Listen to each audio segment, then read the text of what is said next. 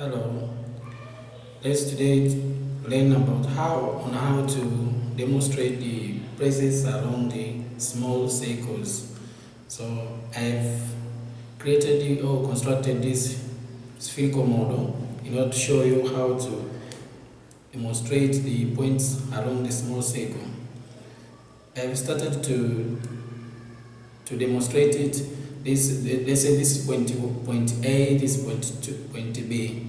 So our points lie on this small circle. This is a small circle because it doesn't divide the earth into two equal parts.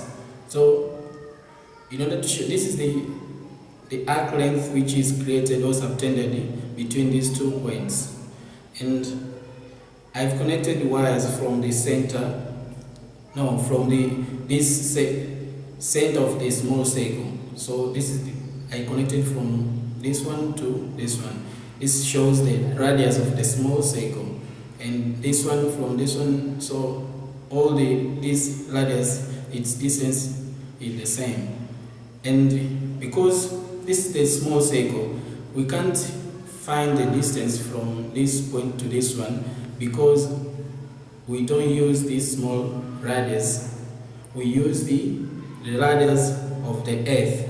So in order to get the radius, small circle radius, we have to relate it to the great circle or the radius of the earth. So the radius of the earth, we connect wire from the center of the earth towards the point, towards our point. This is our point. So I've connected this wire from the center towards the first point. So the radius of this one will be the same radius from the center to next point. So in order to obtain this small circle radius, we have to relate the small radius and the larger radius of the earth by considering the angles of elevation and the deflection. When you look at this one, the angle, let's say our latitude curves the 50 degrees east.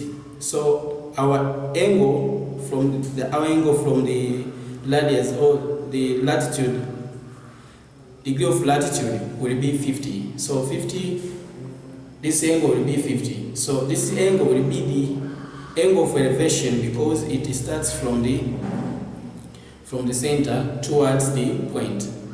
So angle of elevation is when you observe an object, you see object upwards. That is the angle of elevation. And the angle of depression is where when you stand somewhere and you observe the object on downwards.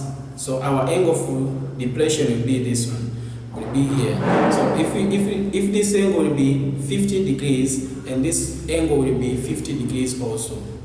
So in order to obtain the radius, small radius of our small circle, we have to consider this one. Here this is a triangle, create the triangle, this triangle with 50 degrees and the same as like this one.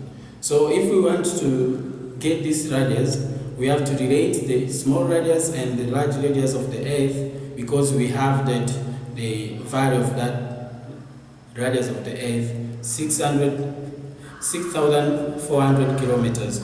So our small radius will be the same as by relating with trigonometrical ratios. If this 50 and this one, this small radius r, and this one larger radius of the earth will be r, capital R. So this one will be hypotenuse and this one is adjacent. So in relation of the trigonometrical ratios, adjacent of hypotenuse is the cosine. So relation is cosine. So it will be cosine of 50. Our small radius will be cosine of 50.